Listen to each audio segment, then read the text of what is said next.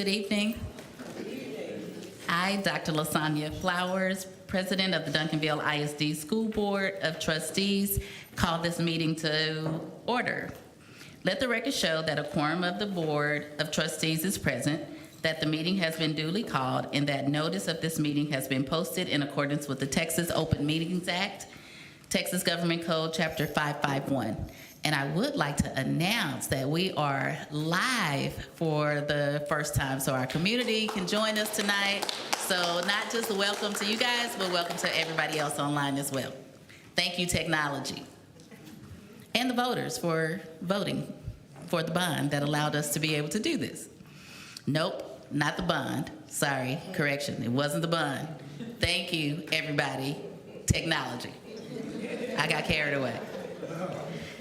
Good evening. Our mission at Duncanville ISD is to engage, equip, and empower all scholars to achieve their unique potential. We will now move to opening ceremonies.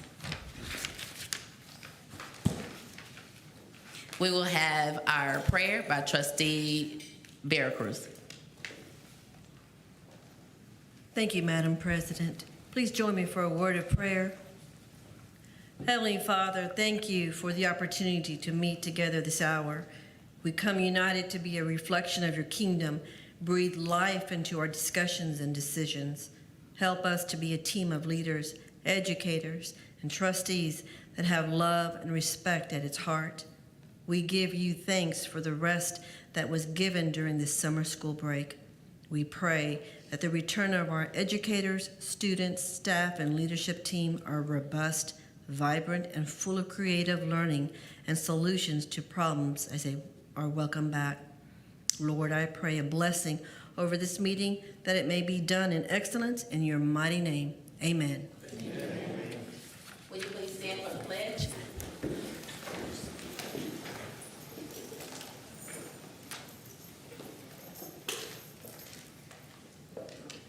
Well, I guess we all know it. I pledge allegiance to the flag of the United States of America and to the republic for which it stands, one nation, under God, indivisible, with liberty and justice for all. Honor the Texas flag. I pledge allegiance to thee, Texas, one state, under God, one and indivisible. Thank you. You may be seated.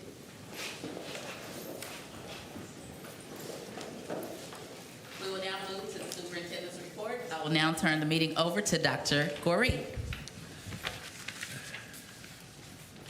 Thank you very much, Madam President, Dr. Flowers. Thank you all trustees for being here today. And thank you everyone in our audience for coming out to support our school system. I'd like to go into our July 15th, 2024 superintendent's report at this time.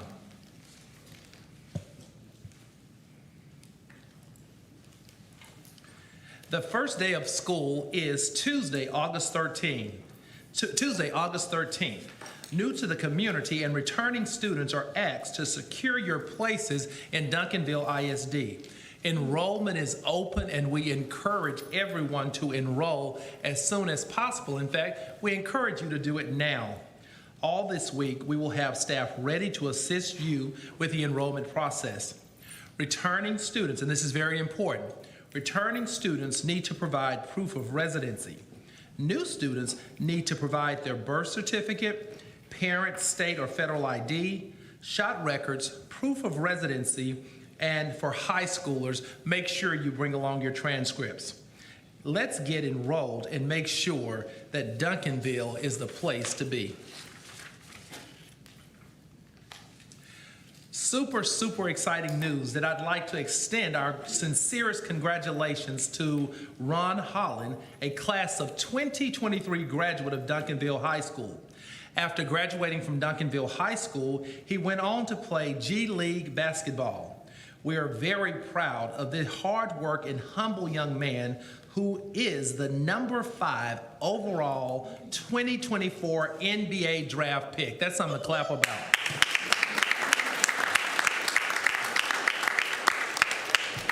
Ron continues a tradition of excellence and that he is the second consecutive top 10 overall NBA draft pick from our school district in recent years.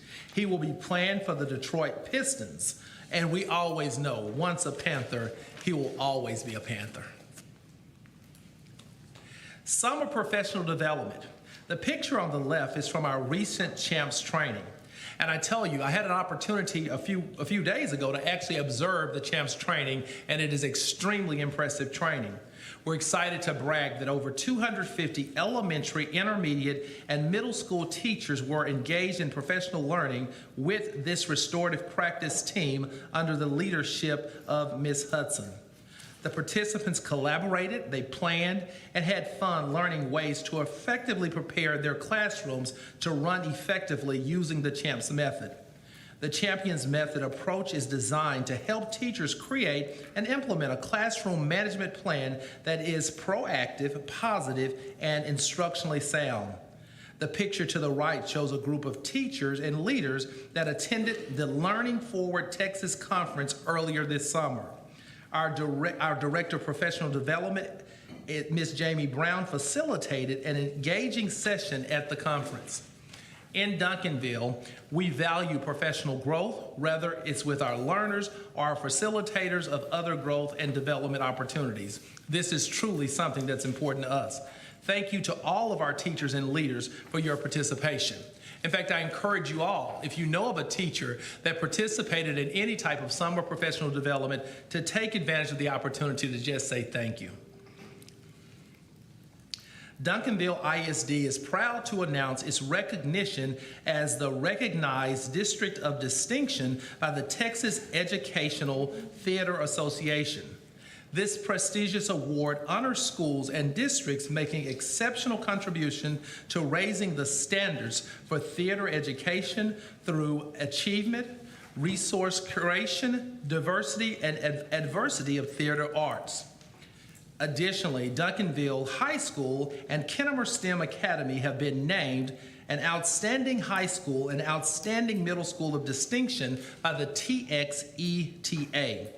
To earn this esteemed honor, schools and districts across the state were evaluated in various categories, including theater course offerings, performance opportunities, and venues, theater curriculum, leadership, advocacy, technology, and administration attendees. All applications were reviewed and verified by the awards committee. Congratulations, Duncanville. More good news. The U.S. Track and Fields and Cross Country Coaches Association announced the state-by-state winner of its high school track and field Coach of the Year, and our very own back-to-back UIL state champion Coach Yvette Green was named for the state of Texas. Congratulations, Coach Green. Let's give her a round of applause.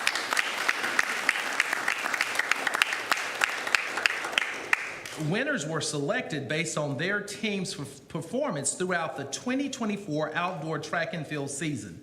The winners from each state are in consideration for the association's National High School Track and Fields Coach of the Year. We're so proud of you, Coach Green, and we're excited to know that we really think you're going to win for the nation. Thank you for representing the City of Champions so well. And last but not least, Convocation 2024 is here. Hashtag lead with impact, lead with impact, lead with impact. It feels like it was just yesterday when the 2023-2024 school year wrapped up. The next few weeks, we are all about to prepare for a new school year with Duncanville U beginning tomorrow, new teacher orientation, and Camp Panther being next week. Lead with Impact is our theme for the 2024-25 school year. For over the last year, now we've engaged in a very meaningful experience through our work with the Holsworth organization. As an outcoming, we have developed a leadership definition, which is a frame that clearly defines and communicates the leadership competencies effective at various levels in our district and our school leadership pipeline. Best-in-class organizations Actively use leadership definitions to align talent systems and anchor leadership development in a common set of expectations. Leadership truly does matter, and all of our work as we continue to lead with impact will lead to that role. It doesn't matter what your role is in our school system. If you're employed in Duncanville ISD, you are a leader. So the expectation is that you will have a positive impact as you lead with impact. Board of Trustees, you are invited to attend the staff's back-to-school convocation on August 7th. The vendors fair opens at 8 o'clock and team building begins at 8:30. We will all gather in the Alexander Auditorium at 10 o'clock a.m. for more fun, motivation, and certainly inspiration as we lead with impact. At this time, I'd like to ask you to look at your monitors for a video to highlight what you will experience at our convocation this year.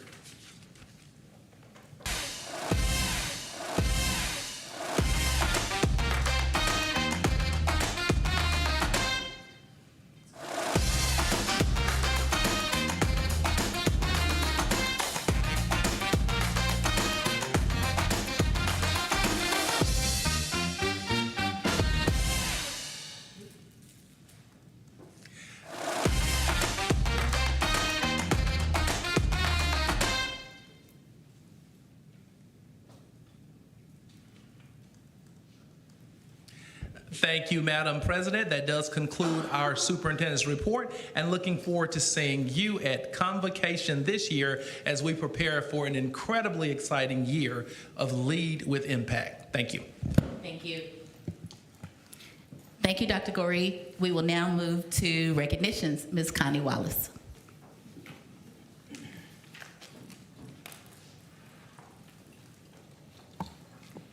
Good evening, President Dr. Flowers, the Board of Trustees, and Superintendent Goree.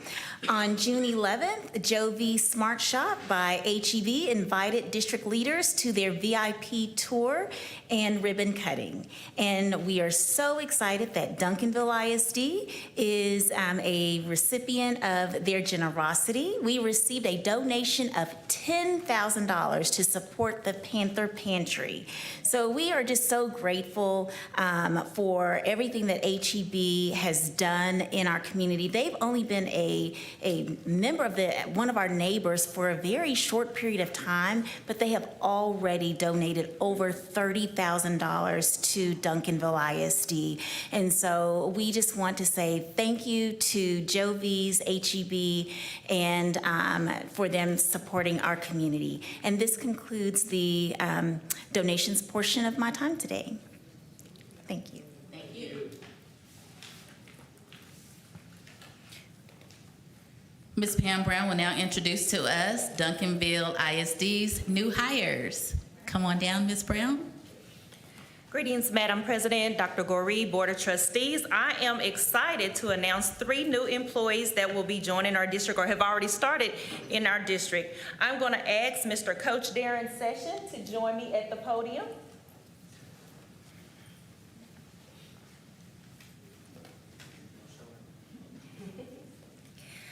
So we are delighted to announce the appointment of Mr. Darren Session as the new head golf coach of Duncanville High School.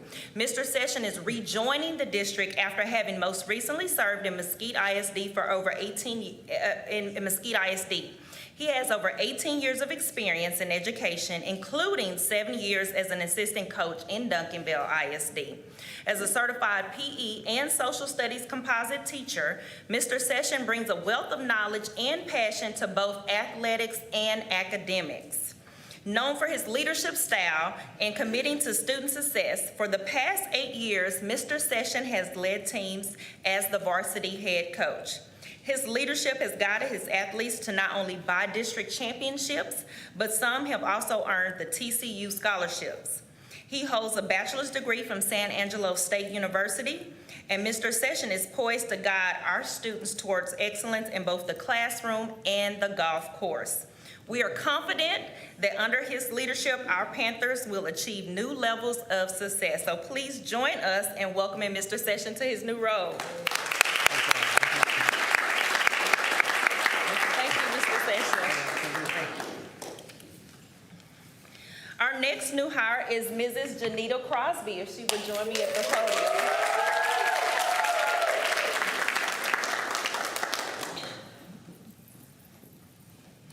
We are delighted to announce the appointment of Janita Crosby as the new principal of Smith Elementary. With an impressive 21 years of experience in education, including 6 years of dedicated service within Duncanville ISD, Mrs. Crosby brings a wealth of knowledge and passion to the school. Mrs. Crosby's extensive background includes roles as a middle school teacher, elementary and high school counselor, and most recently, assistant principal at Kennemer Middle School. She holds a bachelor's degree from Texas Women's University and has earned master's degrees from both Prairie View A&M University and the University of Texas at Arlington. Known for her collaborative leadership style and unwavering commitment to student success, Mrs. Crosby is poised to guide Smith Elementary toward continued growth and excellence. We are confident that under her leadership, Smith Elementary will thrive and achieve new heights. Please join us in welcoming Mrs. Crosby to her new role. And I believe Mrs. Crosby does have family and friends in the audience today. If you will also please stand.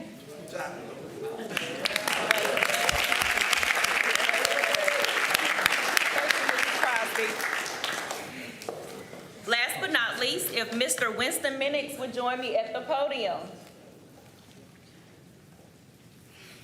We are excited to announce Mr. Winston Minix as our new Director of Career and Technical Education, or CTE, and Military Readiness.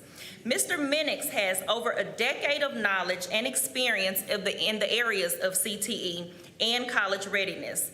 His professional background includes roles as a coordinator of career and technical education, executive director of career and technical education, and most recently, deputy director of programs, college and career readiness.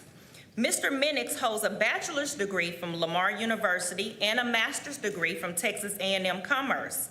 He has demonstrated leadership by developing partnerships between schools and the workforce, and has a proven track record of developing CTE four-year plans and pathways to maximize student success. He will be an asset to the Duncanville ISD students and families. Please welcome Mr. Minix to the Duncanville ISD family.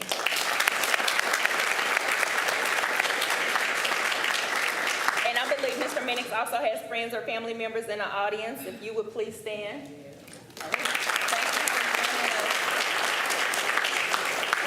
Board, that concludes the new hire presentation. Thank you. Thank you, Ms. Brown.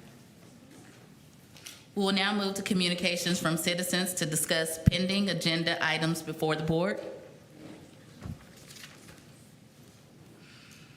There are no communications from citizens. We do not have any communications from the citizens regarding a pending agenda item. We will now go into closed session.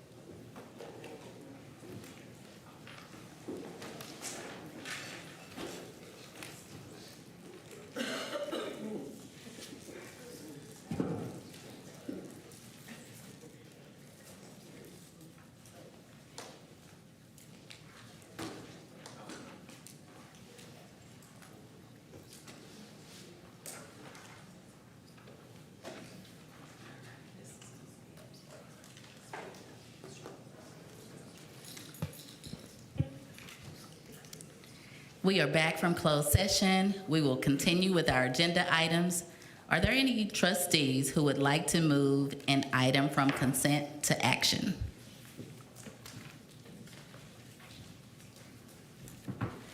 Madam President, I would like to move that we move consent agenda items 7F and 7H to the action agenda.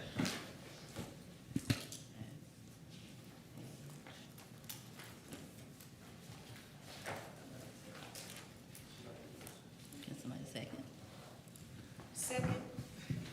It has been motioned and second. All in favor, please raise your right hand. Any opposed? Ayes carry 6-0. Yes. And then which one is the code of conduct? Okay.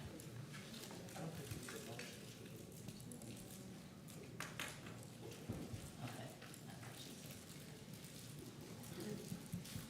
May I have a motion to move consent agenda I to the action items? Action agenda. So moved. Second. All in favor, please respond by raising your right hand. Any opposed? Ayes carry 6-0.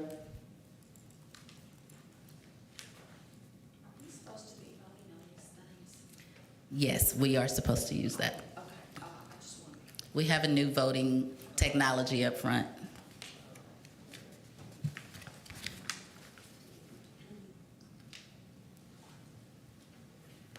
Okay, where are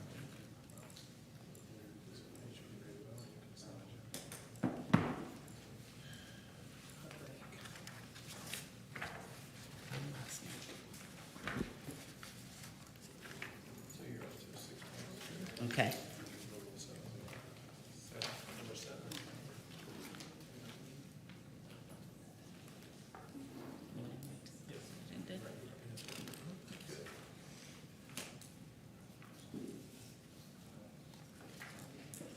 We will now move to the consent agenda.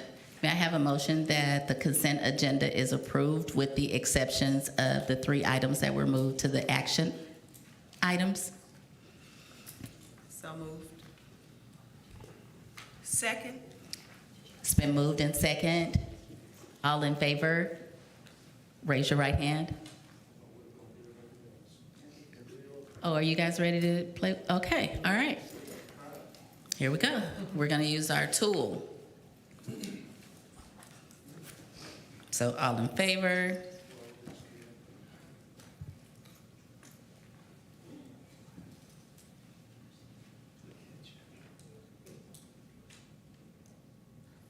Oh, I guess I should vote.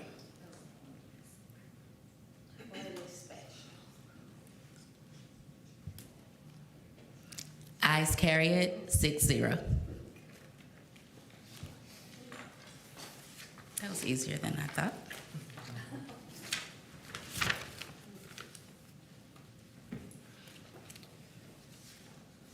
So our first item that was on the consent agenda that we are discussing is 7F, approval of Amplify K-5 Texas Elementary Literacy Program renewal. Dr. Sam Nix.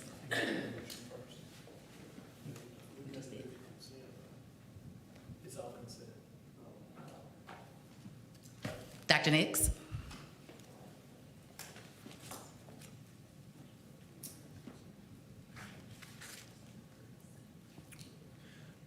Madam President, good evening. Good evening. Members of the board and Dr. Goree, it's my pleasure to bring for your consideration a renewal of our Amplify, which is the curriculum that we use for our K through 5 ELAR. For your consideration, Amplify K-5 Texas Elementary Literacy Program for ELAR and SLAR are TEKS aligned, language arts curriculum designed to support Texas learners in the classroom. To build on the science of teaching reading, the K-5 Amplify Texas Elementary Literacy Program combines foundational skills with content knowledge so that learning to read and reading to learn develop together. Board, for this particular consideration, although this is a renewal, I think it's important to understand that this is the second year that we've implemented this curriculum. And so in the rollout process of a second year with curriculum, the first year is really introducing the curriculum, providing training on the curriculum, and working through all the bugs of just professional development and how we're monitoring the use and the success of the curriculum. Now in year two, we're continuing that training and that professional development, both at the administrative level and at the teacher level, and then just continue to monitor that work. Amplify does have unit assessments that we're able to monitor, to measure, as well as we conduct our calibration walks to monitor and to measure that particular curriculum, just to make sure that what's supposed to be happening is actually happening in the classroom, and we conduct those each 9 weeks for every single campus. And board, just to be quite frank, anything new is, there's a learning curve there to implement, and so there's a process there. I would like to share with you that even this week at the TLC for the summer, we've provided both Amplify and training for teachers that can just come in to learn for the summer. And we have upwards of about 85 individuals who have come this summer to just learn and grow and develop both for Eureka and Amplify. They want to learn, they want to grow, and they just want to continue to understand how to best meet the needs of our students. So board, with that being said, just want to make sure that I answer any question that you may have about the renewal of this particular contract, and basically this renewal is for the consumables that our students use and our teachers use. So it would be my pleasure to answer any question that you may have at this time. I have a couple of questions. Yes. So what is I know last year was our first year using it. Did every elementary school use Amplify? Yes, ma'am. This is our curriculum for K-5 for every elementary school. Yes, ma'am. And do we have any data, any feedback, any quantitative or qualitative data to substantiate renewing it? How are we measuring the success of Amplify? That's a better question. Thank you for answering that question. Yes, because this is our curriculum, what we use to measure right now are our unit assessments as well as our calibration walks. So as we are looking at our calibration walks are the walks that C and I do with the campus, where we're on those campuses to see how well with fidelity we're actually implementing and using the curriculum. To be quite honest, board, it has been a shift. It's been a shift because it's a change in how the curriculum is provided. It's a different program. So quantitative information is just, it's up in the air with who likes it and who doesn't like it, and learning a new program. So that's where the training really comes in, to make sure that people are comfortable with it and understand it, and that we are comfortable with it and understand it. And so, yes, how do we measure the data? Through unit assessments, through how students are performing with 1 year worth of data. Really, this second year is really going to help us, because now we have foundational assessment data to work on to really see the trend. But that's how we're measuring improvement. The feedback that we've gotten is mixed. Just whether people do like or not like. Amplify is something that is used statewide, and so it's definitely something that's new. but for us anyway. But we're committed to continue to train and to develop and to monitor to see if this is what we need to continue using moving forward. Okay. Madam, can I add something to that, please? Sure. Madam President, thank you so much, Mr. Nix. One thing I'd like to add, too, though, is as we look to move toward a very consistent Tier 1 curriculum, which is that first-tier curriculum, there are a couple of things that are very important, and Amplify certainly meets some of those needs. When you look at something that's embedded in the science of reading, and you look at some of the things that Amplify provides, we do believe it to provide a wonderful research-based opportunity for our students to learn and learn at a high level with that first teach. Now, what I'd like to add to that too, though, is when you look at it from an academic readiness team support and how we'll support this, it's really going to be great because of the consistency. And two, as we look at this second year and look at that comparative data, this is going to be a great opportunity for us to have that data to compare to where our students were last year to where they are this year and how we continue to see that growth. So really excited about this being a research base, but then it being a Tier 1 quality resource, where our teachers can lead our students to success. Now, within any implementation, you're going to see that dip, and you're also going to see that level of frustration because it is something that's new. But I really do believe if we stick to this top quality Tier 1 curriculum, not just in this area, but as we bring you the same conversations in all of our core subjects, we're going to see a better product in the long run. Thank you. I've seen the research on Amplify, and it's good. I'm just wondering, my second question is, with the walkthroughs that you mentioned, are you specifically looking at the implementation of Amplify? Do you have feedback in your walkthroughs that talk about whether the teacher is using it with fidelity, or is it Amplify specific? No, ma'am. So our walkthroughs are curriculum specific. So we're looking for evidence that teachers are actually using the curriculum. Okay. So when we're in a classroom that's K-5, SLAR, ELAR, we are looking at that classroom to see that they are using or evidence of use of the curriculum. So it's not Amplify specific, but if we were to go to another classroom, we would evidence to see that they are using the curriculum for that particular classroom. What we're trying to do is just to make sure that the resources that are being provided, that what we say that we're using with fidelity, the curriculum that we're using as a district is actually being used. Like Dr. Gary said, the alignment across the district and the implementation is being used with fidelity. And then we have a way to track that. And when we don't see that, then our commitment is just to work with the campus and work with the principal.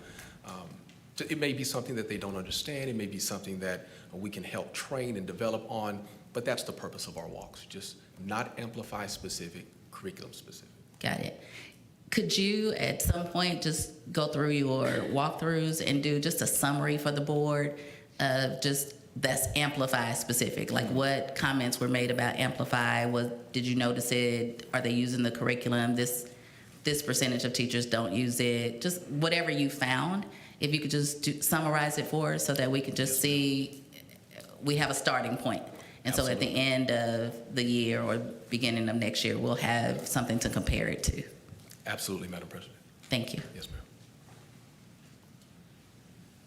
What type of support from the vendor is offered with Amplify? Do they come out and do PD? Are they accessible? Yes, they are. As a matter of fact, they are the ones that were providing the summer training that I was just referring to. Very accessible, very available when we call to support. My experience being in this role for the couple of weeks that I've been in they've been very responsive. But even as a chief of schools roles, they were very much responsive and supportive. Thank you. Anyone else? Trustee Colton? Good evening, Dr. Nix. Is this program grant funded? Amplify is split funded. I want to say that Amplify is split funded. Okay. Well, according to the fiscal note, it says strong foundations. It is grant funded. Yeah, Amplify is grant funded. It says last on 2 grant. Yeah. And I guess I was just wondering, I just wanted additional information regarding the grant and, the period of time, the grant period, if you could clarify, that information. Just to be clear, my understanding is that it's, and I will get clarity for you, that it's grant funded. What I'm hearing you ask is you would like to know the length of that grant, how long that grant lasts. So we're funding this out of a grant. How long will that grant last for the Yes. funding of this? Yes, ma'am. And then I believe I heard you state that there are end of course assessments made. There are unit assessments built Okay. into Amplify? Yes, ma'am. Okay, so is that data available? Is that something that could be presented to the board? Oh, absolutely. Yes, ma'am. And that would be a good indication of, the impact that this program is having. Thank you. Okay, thanks.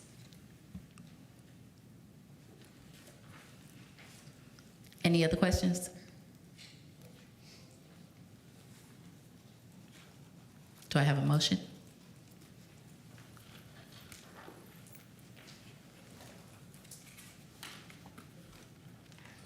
Madam President, I move to approve the renewal of Amplify purchase agreement for the amount of $281,368.08. Second. It's been motioned and second. All in favor, please raise your right hand. Oh, I'm so sorry. We have a new tool.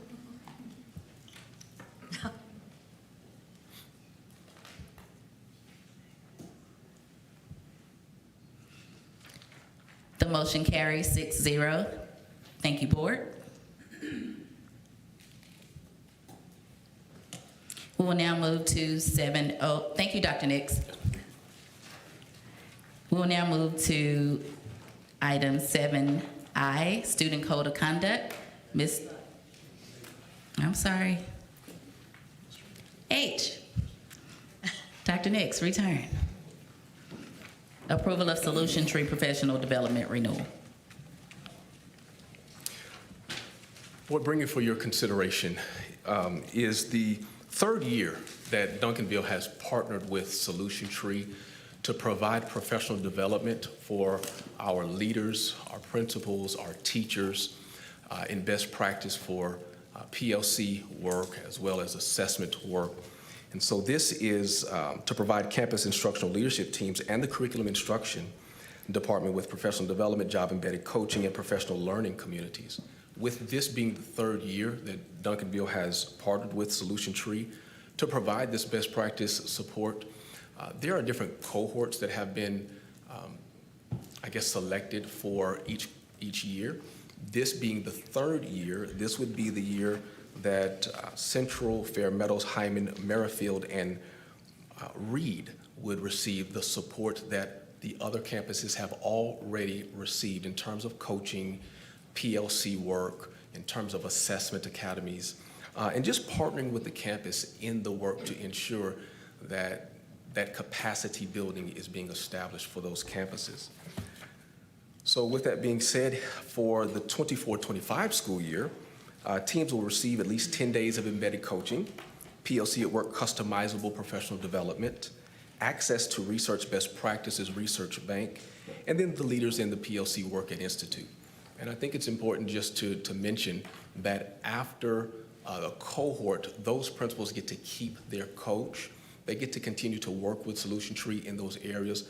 So the goal, of course, would be all of our campuses would be trained and would be developed, and so they would have the opportunity to have that capacity built in them.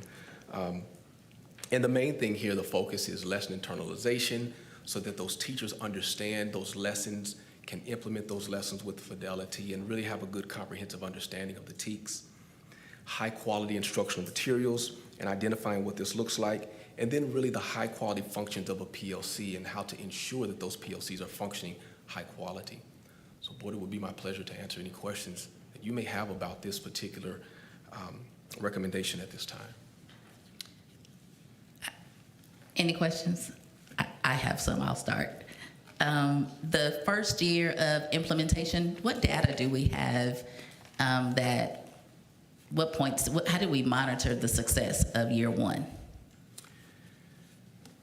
You know, Dr. Flowers, I would I would have to go back and talk to the team about what that looks like in terms of how we monitor the success of the contract with Solution Tree and building that capacity. I can tell you that many of our principals have discussed and talked about how great of a benefit it has been to better understand the PLC process, attending those PLC institutes and having those coaches. As a chief of schools, I've witnessed, noticed, and partnered with them in the work. And it has been, I'm going to use the term game changer, because PLC is a difficult thing. It can be a difficult thing. And so having that best practice and having that partner to help you understand what that looks like, partnered in the work, is so helpful. It has been so helpful to the principals. But President Flowers, as I stand here in front of you today as the Chief Academic Officer, I would have to get you that information because the information that I have is really in the field, in the work with them, partnering with them in the work and seeing just the benefit of having that level of support. But in terms of quantitative, we'll have to get that to you. Okay. Do we have, does the same thing apply to first and second year? Yes, ma'am. Okay. Yes, ma'am. And you said you were in the work, you were in the field with the principals learning the PLC? Oh, absolutely. Okay. Yes, ma'am. President Fields, I do want to offer Dr. Goodman an opportunity. If there's something you want to add to that, I do know that several of your schools participated in this training. With your permission, Madam President. Good evening, Madam President and Board. Yes, we have. Prior to 2 years ago, we actually used Solution Tree and partnered with them as well. We just did our a model of kind of a merge of our own thing, and also we would send people to the conference. They would come back. We didn't have a systemic way of doing that. So this gives us a systemic way of going from not just going to the conference, which we've done for years, but actually being able to see the implementation in progress. We're able to sit with their coaches, the people that have already, principals that have already gone through the process, they actually have a coach assigned to them. And so we're able to go with their coaches. Also, we have members of CNI that do that as well and are able to report back on the things that are happening. Thank you. you. So we've seen more benefit doing it that way as opposed to just offshoots of sending people to the conference and expecting them to come back and then not being able to be monitored here at the district level. Thank you. Any other questions? Trustee? I see a very positive head nodder back there. Any other questions? Thank you. Thank you. May I have a motion? Trustee Fahey? Madam President, I move to approve the renewal of the Solution Tree purchase agreement for the amount of $372,460. Any second? So moved. All in favor, please raise your right hand. Oh, I'm sorry. New toy.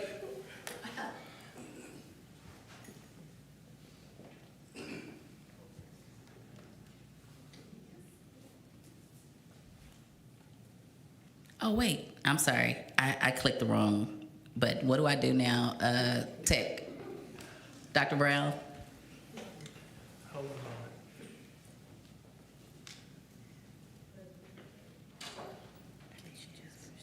You just need your vote. Do what? Revote? Yes. Okay. This hasn't happened since I've been on the board. Motion failed. That's what it is, huh? The motion failed, so a new motion can be made, but that we did not. Okay. We had some technical difficulties. Can we do it again, Esquire? Yes. Yes, okay, so we're gonna, I think it registered though, it was 3-3, correct? I think I voted twice. Okay. No? I didn't? For clarification, I recommend just go ahead and do that vote again, just to make sure. This is our district attorney, just so you know, it's not my friend out here telling me what to do. Okay. Calling for a motion. All in favor?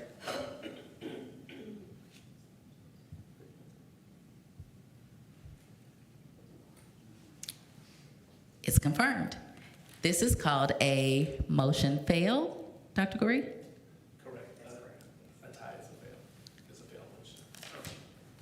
And this has never happened. What do we do now? So the motion failed, so you can ask for if there's another motion. That this would be the time to do that. The initial motion that trustee Fahey made didn't pass. So that doesn't mean that another trustee can't make another motion, but hers failed. Okay, so motion failed. And we can move on? No, so you still need to take some sort of action on this item, whether that be to table the item because you can't, there's not a vote, or you can, someone else can make a motion to. I make a motion that we table this item. Second. It's been motioned and second. All in favor, please raise your right hand. Oh.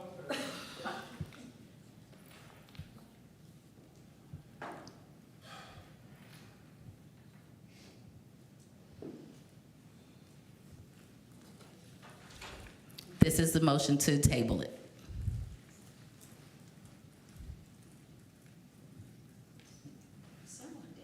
We only have 5 votes. Oh, God, I need to hit mine again. Okay. Too soft. You have 6 now. And Dr. Flowers, what I would recommend is if there's any direction you have for staff, that's to get additional information, you may want to let them know that now. What time to do it? Yes. Okay. There's no additional information needed. We will have a discussion with the superintendent, and if this is revisited, we'll revisit. We'll bring it back as an action item. Thank you, Esquire.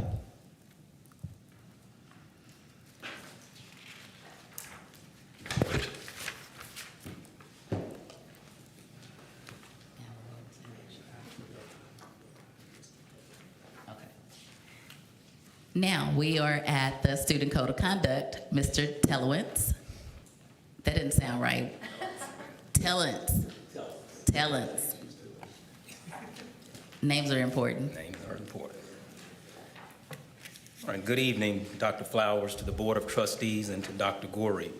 Tonight, I have the pleasure of presenting the final version of the 2024-25 Student Code of Conduct for your review and approval. This is a non-legislative year, so therefore there have been no substantial changes to policies or procedures in this particular document. The Student Code of Conduct Committee, comprising of principals from all grade levels, members of the Student Services Department, Technology, Curriculum Instruction, met 3 times to evaluate the recommended changes for this Student Code of Conduct for the upcoming year. They added these changes and improved the document's format to enhance the readability and accessibility, added 2 sections for clearer guidelines. On page 29, a section specifically addresses the discipline of students with disabilities, outlining detailed guidelines. On page 5, a new section underscores the importance of collaborating efforts among students, parents, teachers, and administrators to maintain a positive learning environment in our schools and related activities. These enhancements aim to streamline the conduct processes and reinforce the commitment to inclusive and supportive learning environment in our district. Please let me know if there are any further questions. I have a couple. Okay. One on page 11. I'm wondering, are we going to add any AI language?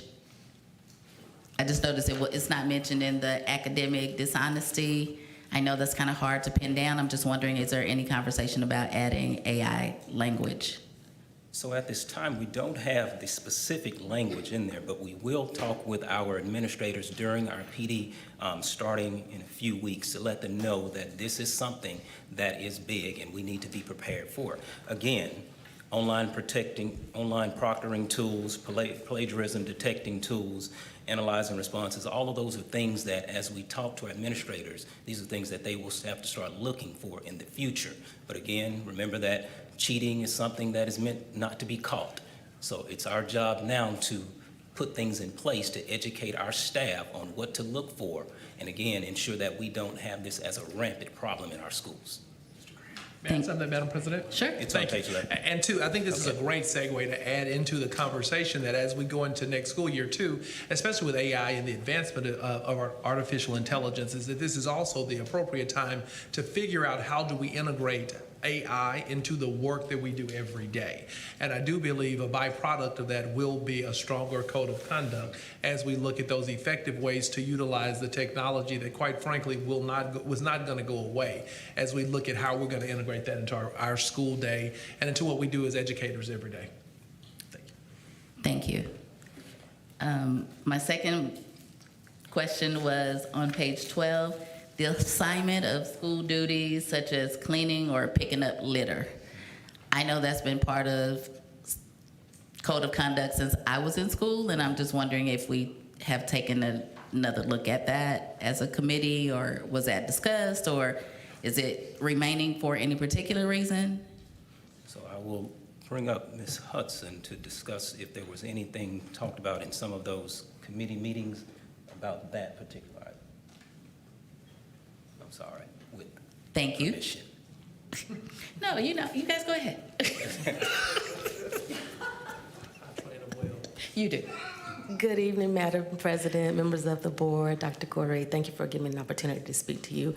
So the campus community service was discussed. We are really looking to consider restorative consequences and natural consequences for student misbehavior. So that a student receiving a consequence such as cleaning up the cafeteria, that may be a restorative consequence for causing a ruckus in the cafeteria or a food fight or something like that. So we're looking at those as restorative consequences so that we can minimize those in-school suspensions and out-of-school suspensions and give students natural consequences for their misbehavior. Okay.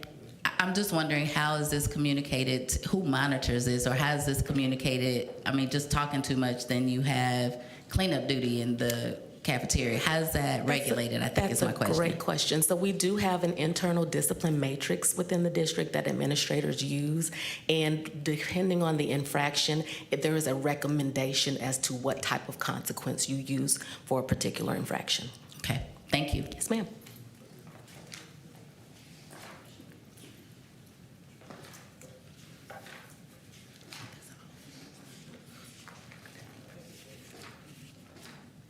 I think that's it for me. Any other questions? Okay. Do I have a motion? Madam President, I move that the board approve the Duncanville ISD 2024-2025 Student Code of Conduct. Second.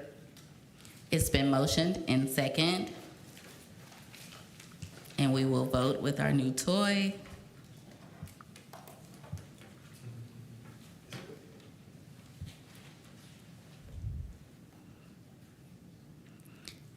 The motion passes 6-0.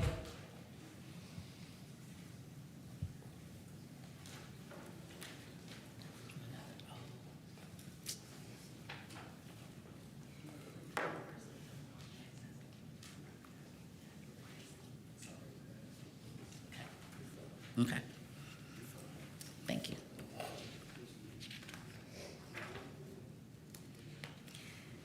We will now move to action agenda item A, second reading of the proposed addition to policy DEC bereavement leave. Ms. Pam Brown. Good evening, Madam President, Board of Trustees, Dr. Gorey. I'm here to present the second reading of the policy DEC local.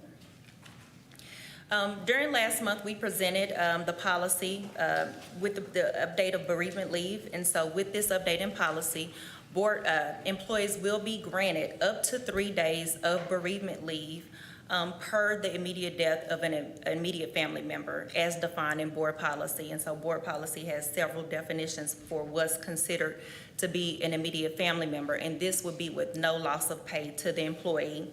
Again, this would only be activated once they have an immediate family member to pass away. So this is not something that is available for leave, at the beginning of the year, just like local and state leave.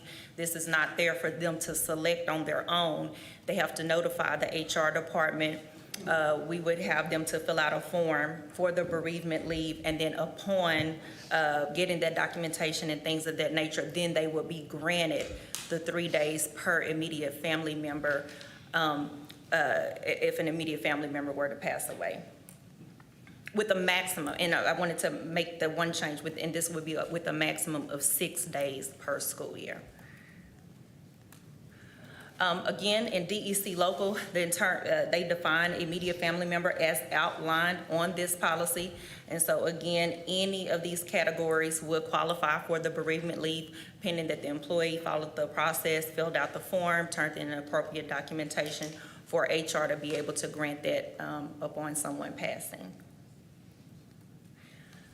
Again, these are some of the local districts that offer bereavement leave. Duncanville is, I want to say, not a pioneer, but we're joining districts. TASB said there are only 237 out of 1,026 districts have the word bereavement anywhere in their local policy. Let me say that out of those that have the word bereavement in their local policy, they just mean they grant it, but it does not mean that it's paid. Okay, so a lot of districts have the word saying you may take bereavement leave, meaning it's an excused absence. But Duncanville is joining several other districts and saying, no, we're doing this with pay. But according to TASB, the majority of the districts do not have that, which is a growing need for that, considering in the public-private sector, a lot of employers do offer this. And so these are some of the surrounding districts that we will be joining per board approval with bereavement leave.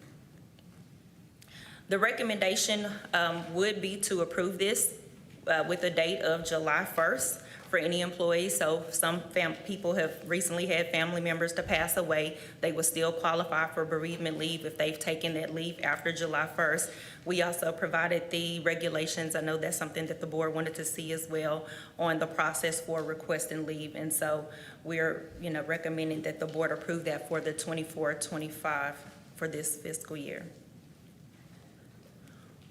Are there any questions? I won't have to go first. Any questions?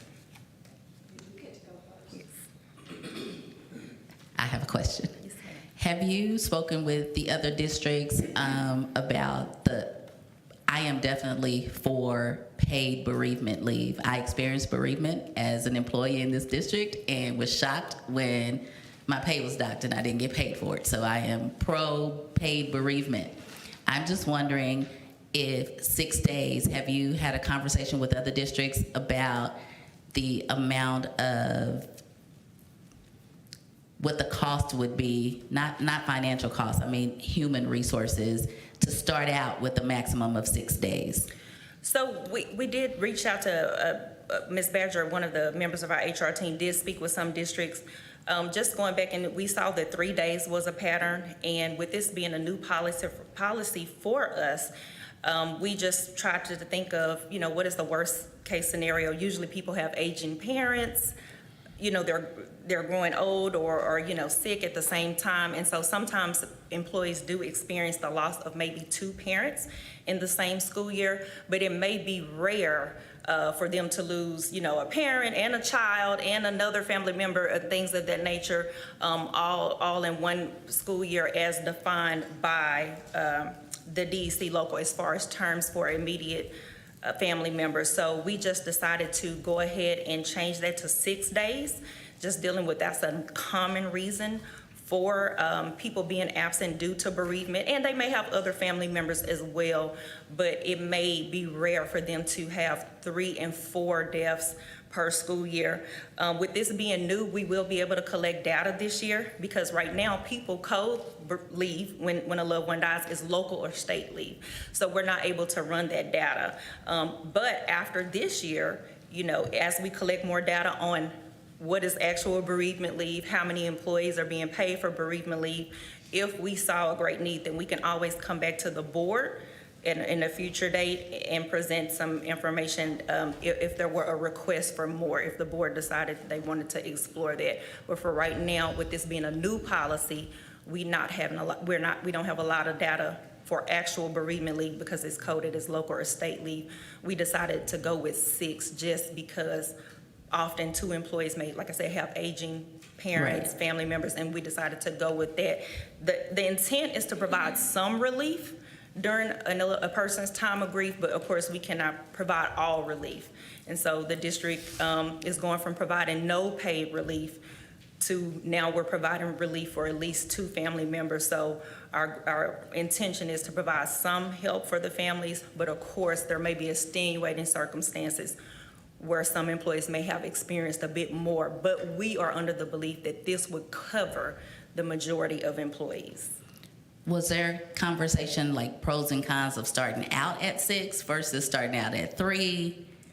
We did have conversation around that, and the conversation with that was, I just give examples of my parents. They're, 77 and 74, right? So usually people's parents are aging together, and so that was one of the reasons why we decided maybe not 3, because oftentimes that does happen, especially a husband and wife. One, unfortunately, a spouse would pass away, and then the other one follow shortly, after they've been married 50 years. And so that was some of the conversation when we talked about aging parents, aging spouses, unfortunately passing away within close time ranges together.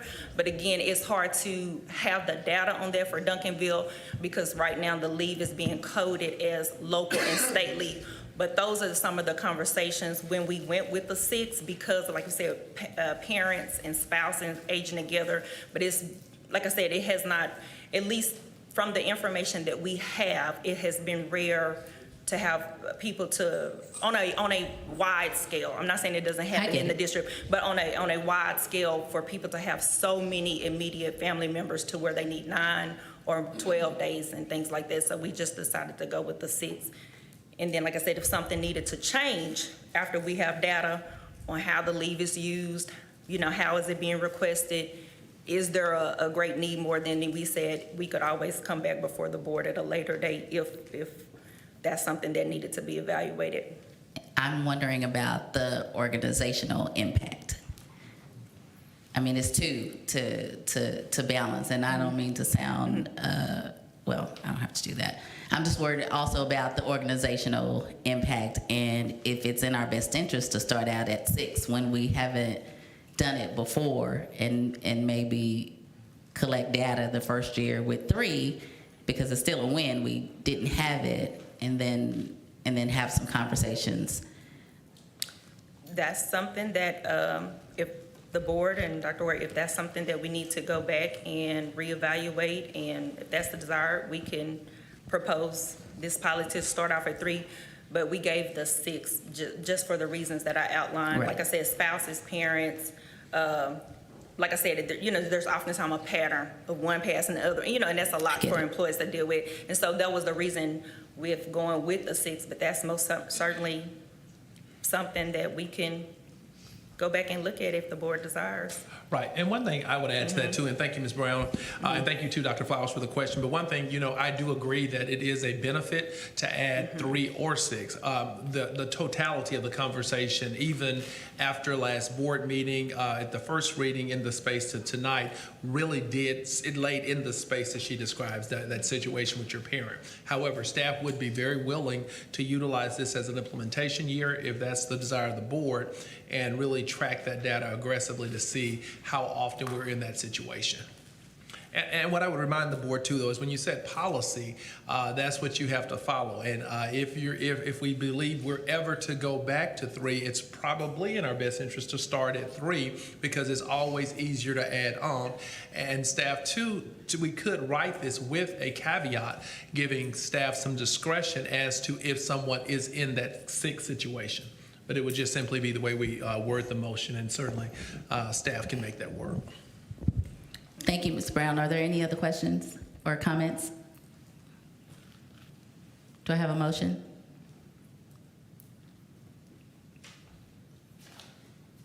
So moved.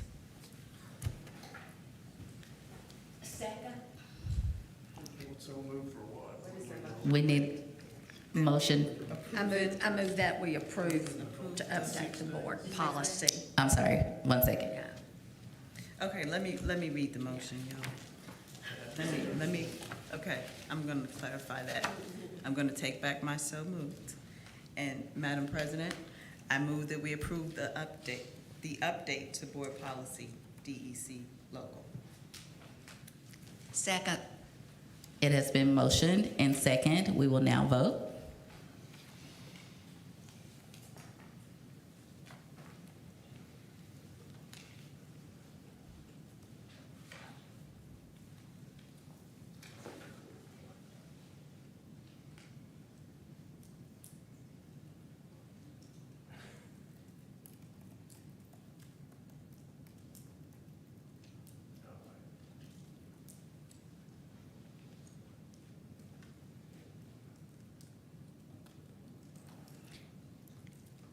The motion carries 5-1.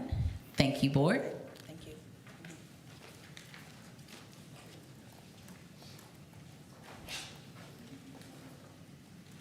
We will now move to action item B, purchase exceeding $50,000.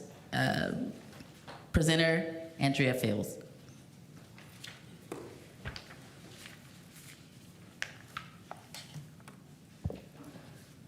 Good evening, Madam President, Board of Trustees, and Dr. Gobri. We are delighted tonight to present to you an action item regarding something that is very important to our school district surrounding safety and security. As we are all aware, in November of 2023, as part of our $170 million bond package, which included funding for maintenance and operations and security needs. And so tonight, I'm standing in the stead of Chief Lambert to ask you to approve some new technologies that will enhance our safety and security program. It is the Evolve technology, and it is, you have in front of you a quote from Lockstep Technology Group. Of course, this technology will be dispersed throughout the school district at various campuses, and we will be on the cutting edge of the type of technology. This will enhance our safety and security program as we protect our students and our staff. Of course, bond dollars will be used, and the amount for this technology is $576,166. So tonight, Board, we're asking that you approve the purchase of the Evolve detection technology for the amount specified that I just quoted. Are there any questions? Thank you, Ms. Fields. May I have a motion to approve the purchase of the Evolve concealed weapons detection technology for the specified amount in the agreement? So moved. Second. It's been motioned and second. All in favor, please raise your right hand. I'm sorry, we will vote with our fingers.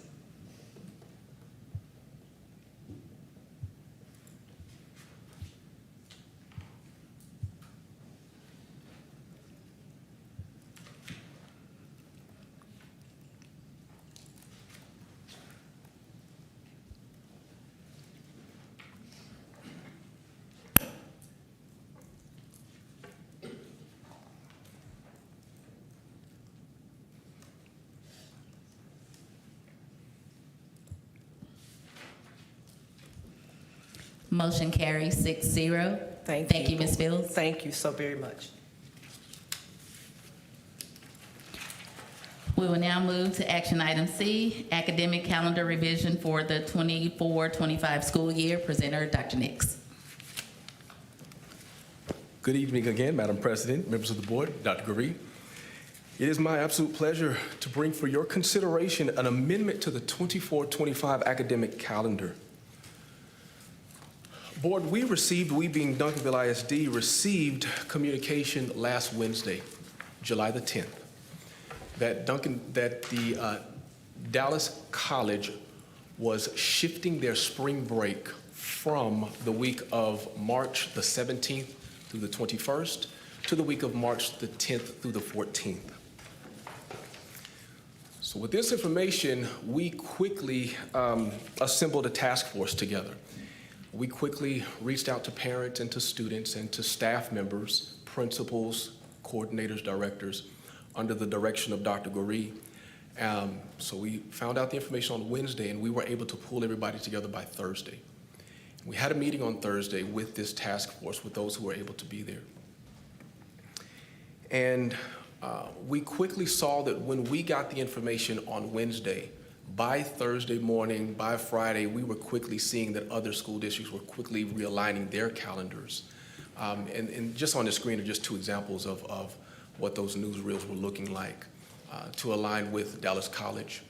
It's important to remember that, when calendars are being created, most school districts do align their calendars with the college because of dual credit purposes and collegiate purposes. So with the rapid assembly of the task force to review options for amending the calendar, the focus of this task force was solely spring break. So the task force considered the academic, the assessment, the athletic, and the fine arts implications of a potential calendar change. We invited over 28 stakeholders, and we were very pleased and very thankful, Board, that in a day, 19 staff showed up to support, including 2 parents and 2 students. And so we just want to give a special thank you to those that showed up and took their time to really think through, really hear multiple perspectives, and really give their guidance on what they think as a task force we should do moving forward. Board, just as a reminder and as a reminder to the committee, there are certain requirements for a calendar. Districts are required to provide at least 75,600 minutes a year, 3 teacher work days, local PD days determined locally, and of course, teachers have 187 contract days. And just to reiterate, the purpose of this particular task force was really to develop and recommend to the board for a revision to our academic calendar based solely on aligning our spring break with Dallas College. Board, this wasn't, I don't agree with the first day of school and I don't agree with so forth. It was just looking at the alignment piece for your approval. But what you see before you now are, we looked at 3 separate calendars. Calendar A represents not making any change at all.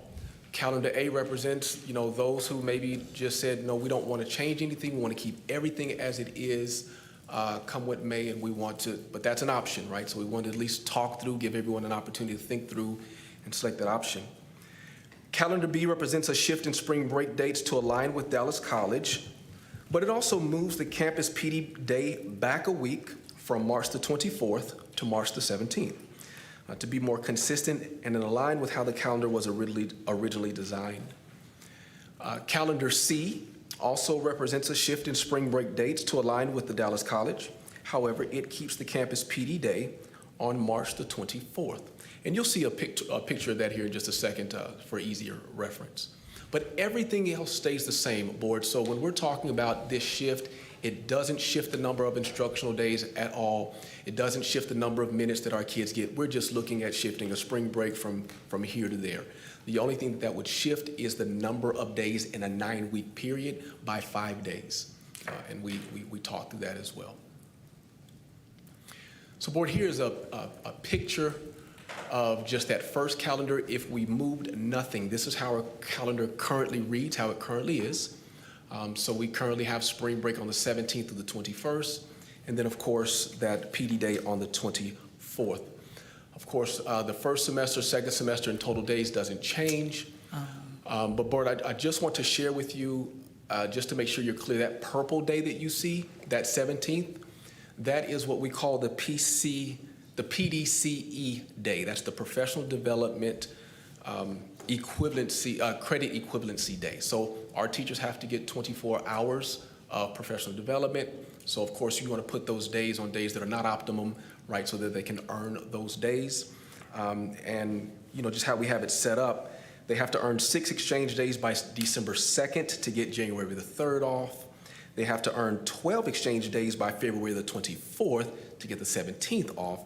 And then 24 credits by May the 2nd to get May the 27th off. So that day can go anywhere on the calendar, But that green day, the 24th, that's the PD day that we'll be discussing. So this was calendar A. This was calendar B, board. And for calendar B, this amends the Duncanville ISD calendar to align with Dallas College by moving the spring break back a week. But it keeps the PDCDE day as the first week of spring break, and it moves the campus PD day back a week to March the 17th. And there was a lot of discussion about when should that PD day be? Should it be when we get right back from spring break? Should we keep it where it is on the 24th? There was just a lot of discussion for the group. So this is option B. And then for option C, once again, the option was to move spring break back a week, but yet keep the PD day on the 24th. Nothing changes with the number of days in the first semester for teacher work days or student school days. Once again, second semester, and then of course the total days. So with that being said, of course, we already talked about the number of individuals that participated in the task force: 19 staff, 2 students, and 2 parents. And overwhelmingly, board, the task force identified option B as the calendar that they would like to provide as a recommendation for you to consider. And that is, of course, I want to go back just to make sure you guys are clear about option B, and that is the option to move spring break back a week, as well as shifting the campus PD day back a week. Board, also what that's going to do with that option that we're providing for you for your consideration, that's going to simply shift. I just want to make sure you have the numbers. Currently, how we have our calendar, currently, in the third 9 weeks, there are 46 days, and in the fourth 9 weeks, there's 41 days. So if we made the shift, then that would mean that the shift would then, we would have 41 days in the third 9 weeks and 46 days in the fourth 9 weeks. A lot of discussion about that, but most of it was very positive because we're so test heavy in that last 9 weeks. It gives just additional time to take those assessments and to really work through that process of ensuring quality assessments and quality time with students, so not having to rush. Board, with that being said, the recommendation of the task force, of the parents, of the students, and of all of the individuals that were involved in this process really is to recommend that the board adopt and amend the outlined calendar, which is calendar option B, just for the purpose of spring break for the 24-25 academic calendar year. And it's my pleasure to answer any questions that you may have about the process or anything that we discussed or any recommendation coming to you. I have a question. Yes, ma'am. I think it was calendar C. Yes, ma'am. Can you pull that slide up? Absolutely. Yes, ma'am. My question is, are students already out of school on the 24th, or this would have to be a non-school day in order for teachers to have PD on the 24th? Are students already out of school on this day? Yes, so currently our students are not in school on the 24th because it's a PD day. So then the calendar would be amended to where students would then have, for option B, students would then have the 17th off instead of the 24th, and the 17th would be the new PD day for teachers and staff. So students would have an additional day after spring break off. They don't come back that Monday. That's correct. I definitely see the benefit of that. Yes. Just with attendance, that didn't come out right. Yeah. Attendance is really low when we come back from holidays. Madam President, you hit it on the head, and that's what was talked about in the committee by the task force, is that, and that's why the original calendar is as it is, because the day after spring break, our attendance is so low, it hits us financially, it hits us in so many areas. Yes. So your statement is extremely accurate. Okay. Trustee Fahey, Trustee Fahey. Thank you. Thank you, Dr. Nix, for your quick work on this and the task force. With calendar C, with the 30% who were against, Yes. what was their main opposition? Thank you for asking. Great question. Main opposition was, and I'm going to show you calendar B. So for professional development on the 17th, right after spring break, the main challenge was anytime that you're providing professional development, there's a lot of preparation that goes into that. And so really to prepare for that professional development, anyone that's going to be giving that, you really are going to have to prepare before spring break with this particular calendar. You're really going to have to get everything in a row, because when people come back, they're coming back and you have to hit the ground running. So really the main discussion was just the level of preparation there, as well as just, we talked about students possibly taking an extended break, and just the possibility of teachers doing the same. But that was just the main conversation of why the 24th would still, that 30% still want to, want to keep that. Any additional questions? Do I have a motion to approve the recommendation for amending the academic calendar for the 24-25 school year as presented? The recommendation as option B. So moved. Second. It's been moved and second. Are there any questions, comments, or discussion? All those in favor, vote with your finger.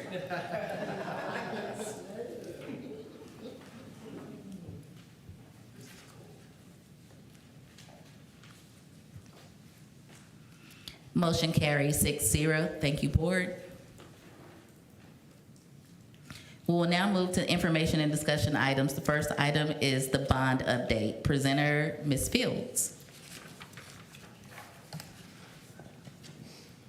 And good evening again. It is again my pleasure as I've taken on a new assignment, working on behalf of the district as the district's bond representative. And so tonight I want to update the board and our community on the progress that we've made in regard to the Bond 2023 bond project. We've collaborated, of course, this presentation with our in partnership with our bond construction project manager, LAN, Lockwood, Anderson, and Newman. And we've been quite busy, even over the last month, as we have made progress with our bond. And so we have LAN representatives in the room. In case there's a question I cannot answer, they are here. Mr. Kamar Hawk, Mr. Phil Metters are present in the room. And so we're going to get started. Our first update that I want to share with you, board, is about our recommendation for our construction manager at risk. And I want to give you some details about the timeline, how we went about the recommendations.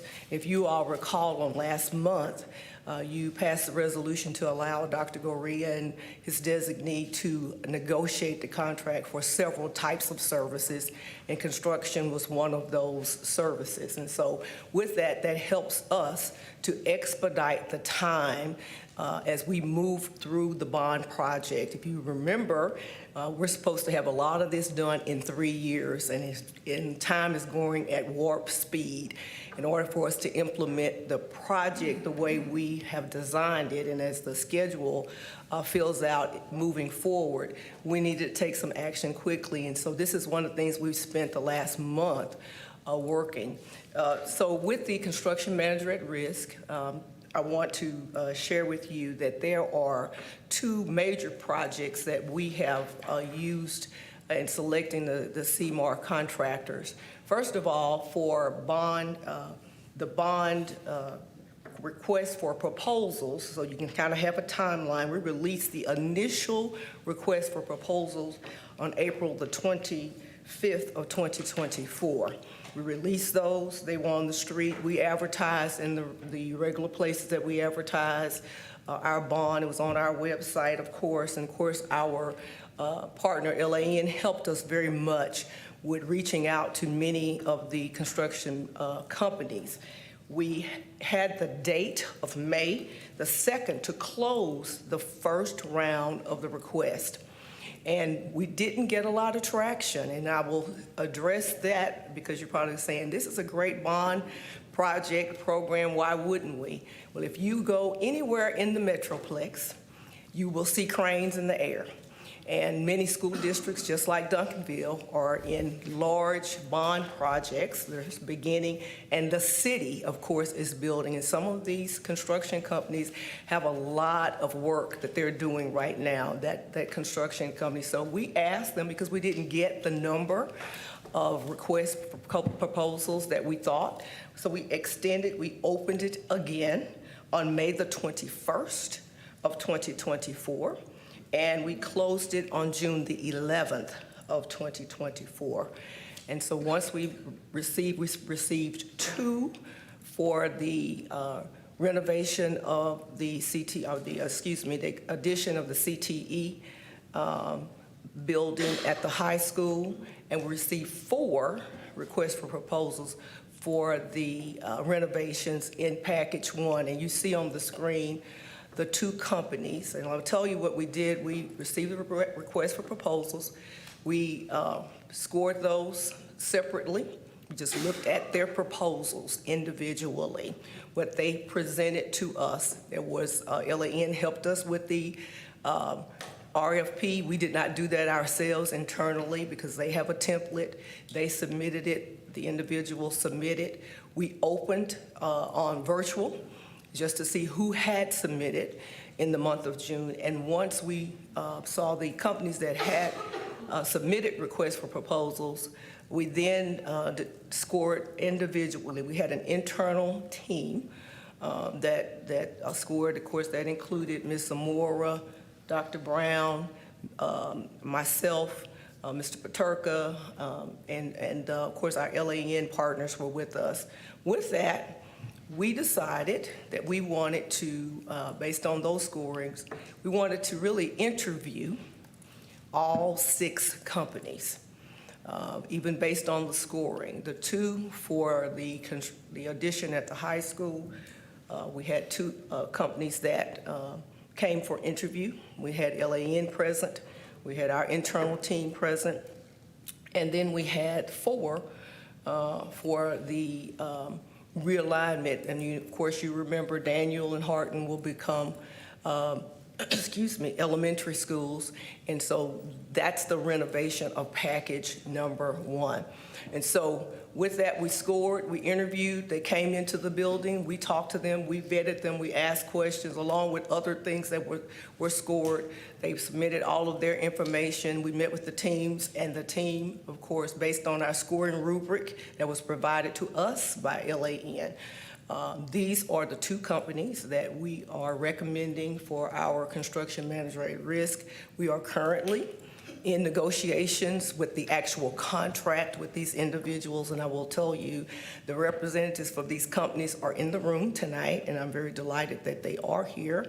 And we are in negotiation. We feel like we're going to end in a very good place.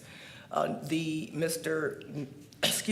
Tucker and his team is here from Northridge Construction and tonight. And then we also have Mr. Jared Hicks, the Executive Vice President of Field Operations, and Mr. John Fisher, who is the Senior Project Manager for Sodalco.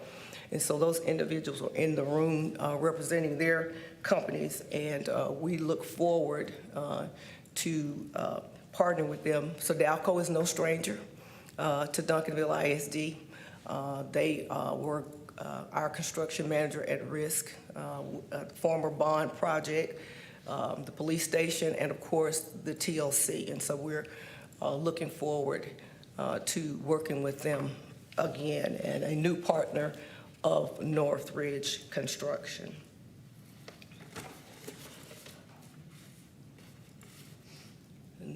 Board, there's some detail here for package 1, and of course you see the original budgeted amounts for each of these packages along with the total estimated cost.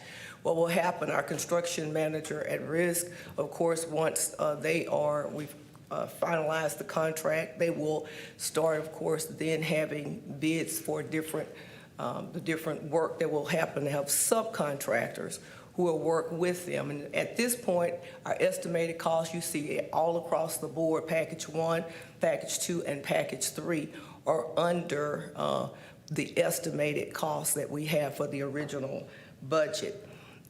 For package one, of course, I just spoke to that about the first schools that we want to work and manage, and then the other schools, of course, the scope of work there. You see some of the work, the renovations to restrooms, ADA compliance, updates, classroom flooring, update our admin flooring, roofing, rooftop units replacement, and so we're well on our way tracking the work.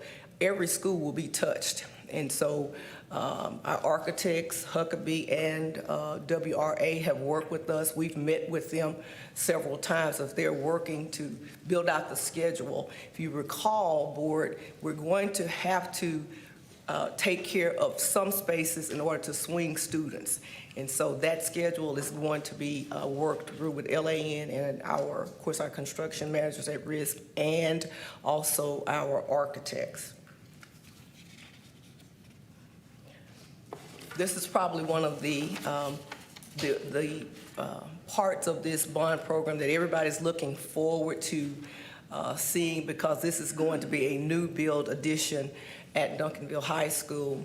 I would say to you, of course, that you have a very rough drawing of what, and this is the Huckabee project, and they'll be here next month to hopefully give you some more definitive design work. But we have been busy. We've met with them. They have had a design charrette where they brought members of our staff, Mr. Byrd, along with, at the point, Dr. Lewis was helping to support CTE along with some of the instructors, students. We've had them work with the architect to, what do you want to see? So this is, like I said, a very rough drawing. We want to have front facing for this building, and they'll talk to you a bit about that. But if you see the color code there, the green deals with the culinary arts, where hopefully the bistro will have it open to the public. The front side there is facing Camp Wisdom, that space there. Green culinary, will be a 2-level building. The top level won't be as large as the bottom level. In the pink is our graphic design, where our labs and design work is poised to be. And then in the blue is our cosmetology area. And so these spaces right now are inside the high school, and so they'll swing out to this particular facility. So we're excited about what it's actually going to look like. I've got a very, very rough drawing that's coming up in the next slide in regard to the CTE addition.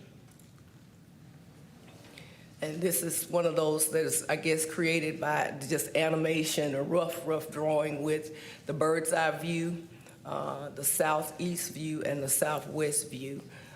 Just a model, and hopefully they'll have something more definitive for us next month. We'll be working with Mr. Minix, our new CTE director, as he's already begun working with us, looking at the kinds of spaces and things for the culinary arts kitchen, the appliances. We had a questionnaire that had about 190 questions on it of what we want to see, and so we've submitted that back to our architects. Give you a picture of the Byrd Middle School roof. It is almost complete, and we're excited about that. So that's some work they've been busily working, and it should be complete. If not complete, but right before the end of the month, we should be finished with the Byrd Middle School roof. If you've gone by there, you've probably seen some of the work that's been going. We're excited about the completion of that. And Board, you probably don't have this in your book because this is late breaking news, but the new buses have arrived. There's pictures of 2 of the 15 new buses that have arrived, and so that's actually the fruit of the first part of the bond program. 15 buses are here, and they're ready, and we'll be ready to roll them out when school starts. They're getting all the inspections and everything, so we can check that portion off. And that completes my report. We're thankful, again, we have WRA here, representatives from the architect. They will be doing some of the package work, and so they're here with us tonight if you, as well, and we're very, very appreciative of their partnership. Questions? Are there any questions? Trustee, Madam Vice President. First of all, we'd like to thank you and your team for the way that you all have handled, this bond program, design and construction work. And, getting the buses and all of that, we really appreciate that. And we're glad to see that things are moving as they are. So I do have a question regarding the two firms, CMAR. Yes, ma'am. Is there a GMP? The figures that were presented, are they GMP prices? No, ma'am. The pricing, of course, we're in negotiation with them. Some of their general services percentages, some of their other costs, we're in negotiations, and we're going to get the best value for Duncanville ISD. So you will be seeing a guaranteed maximum price that will be coming to you once we get the project bid. We know what we said in the bond. We said so much for the CTE, so much for the buses, et cetera. But, it could come in lower depending on all the subcontracts, the work, et cetera. So you will see that, the guaranteed maximum price. Okay, so for package one, there was a total estimated cost given of $9.1 million. Yes, ma'am. So that's an estimate based upon where you are currently in negotiations. Correct. Well, that's the estimated cost, just thinking about the scope of work, how much things cost at the market, and the sooner we do it, the longer we push it out. Of course, things are getting more expensive, so they have a cost estimator that they use about how much with the concrete, all of the, you're very familiar with that, yes, but these are estimates right now. And package one, as I shared earlier, includes several campuses, and I thought I wrote it down. Package one is Daniel, Hardin, changing them from intermediates to elementary, and then Byrd, Kennemer, and Reed. They'll get refresh again, flooring, all of that, paint. Every campus is going to get, Daniel and Hardin probably have a little bit more work, but that's the estimated cost. It is not the guaranteed maximum pricing on that. And of course, the CTE building right now, we're estimating, I think about, and this is an estimate, about $35 million. It's like building a school, but you will have a GMP for that as well. Package two is Bill Hart's, Hyman, and Maryfield, and WRA working with us on these. As a matter of fact, they're working on all of these. And then package three is Alexander and Fair Meadows. And you're probably saying right now we don't see the rest will be coming along. We've got to do some renovation, particularly in some of these spaces before, so we can, for instance, the central, so we're going to have to move students. So we have to get something prepared for them before we move them. So, and I'm so glad I don't have to create that schedule, because it is going to be a very tight schedule in a 3-year window, and you know how short that can be with construction. So what is the status of the design for package 1 and 2? Okay. Where are they? There they are. We're going to bring up Mr. Kamar Hawk to answer your question. He's from LAN. Wonderful. Good evening, Madam President, Board of Trustees, Dr. Lamar, Dr. Gorey. So the design is presently in progress, and we have done schematic, and that's the estimate you saw for that. So design is moving forward. That's the reason we're getting CMAR quickly, so we can do these 10 projects this coming year in order to get to Central, Smith, and Brandenburg. Those are our large remodels that need to get ready. So these really realignment are necessary to get that done. We're halfway through, and we're moving forward quickly. And with the CMAR addition, it'll be even going faster. Okay, so they're about 50%? Roughly, yeah. Okay, so is one of the purposes of bringing the CMAR on at this point to get their input on the constructability of the projects? Yes, Okay. exactly. To get a constructability and also logistics, how. In first package, there's 5 schools, which one to get done. Some has more scope, some have less scope, and they can do their scheduling and logistic plan to get it done. Okay. Yeah, I was asking a question regarding the estimates because I just wanted to verify that we're at a broad, point in time, though I know that the CMARs identified are going to give us a great price considering the fact that we're a great school district. So, but I just wanted to bring that, emphasize that point. I do have several questions regarding the, the remaining schedule and the capital outlays associated with the bond program. I'll get with the superintendent on that. Yes, ma'am. Thank you. And you'll probably from now on, you'll be hearing something basically every month. Yes, ma'am. So to keep you, but if there's something specific, we certainly will get that to Dr. Goree and he can share it with the board. We're just excited. We're getting started. I know people are looking for dirt to start moving and turning or something besides the roof. And now they see the buses, and we'll be rolling out about that, particularly with the start of school, the kickoff with the new buses. And I know it's going to be exciting. Are there any other questions? No, thank you so much. Thank you, and thank you to our partners. We're excited about them being a part of this tremendous bond project. And I will share, put a plug in, Sodalco Construction is partnering with Duncanville ISD for the backpack, and they're going to be presenting those to us August the 5th, and they'll be presenting those. So they've been a partner with us with the back-to-school backpacks, and they'll be doing, and they are clear. So we're looking forward to them. Thank you to Sodalco. Thank you.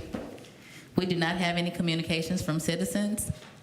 Being that there is no further items to discuss, this meeting is adjourned. Thank you.